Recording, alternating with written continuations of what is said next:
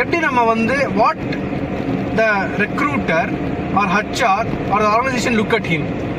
ஒரு நாளைக்கு, அதாவது ஒரு நாள் மீட்டிங் இன்டர்வியூ வச்சுருக்கோம், அவர் வரேன்னு சொல்லிட்டு அன்னைக்கு வரல, அதுக்கடுத்து ஒரு வாரம் கழிச்சு வேலை இருக்கா இல்லையா அப்படின்னு கேட்குறாரு.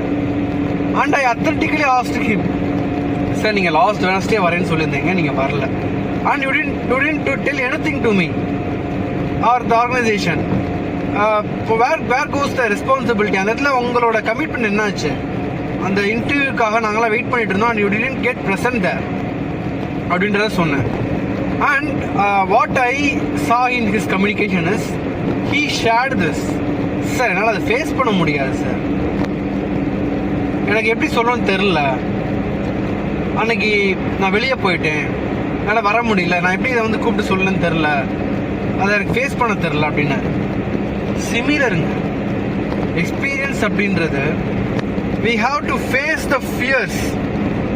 personal developmentல one of the important concept என்ன சொல்லி தருவாங்கன்னா, உங்களோட ஃபியரை ஃபேஸ் பண்ணுறப்ப தான் you are moving in your லைஃப்னு சொல்லுவாங்க.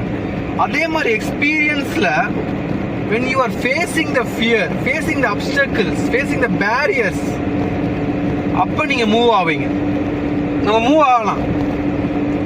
ஸோ எக்ஸ்பீரியன்ஸ் அப்படின்றது. அப்போ ஓவரால் இவரோட எக்ஸ்பீரியன்ஸ் எப்படி இருக்கும்னா, he will be going for interview and he will be struggling there.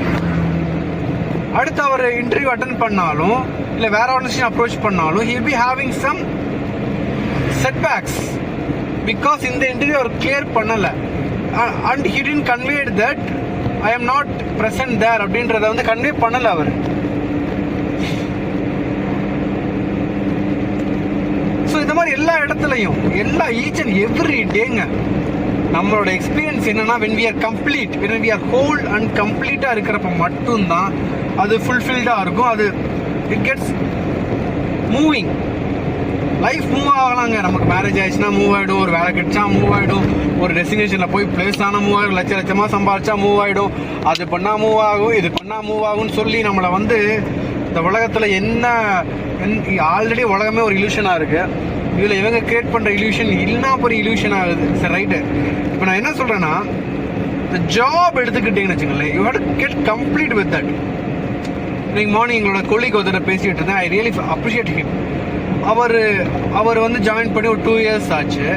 அந்த 2 years-ஆ he was getting in ஒரு சேலஞ்ச் வந்து அவர் ஃபேஸ் பண்ணியிருக்காரு. அதுக்கு முன்னாடி அவர் வேலை பார்த்துட்டு இருந்த அவரோட ரோல், அவரோட ஹெட் குவார்ட்டர்ஸில் வேலை பார்த்துட்டு இருந்த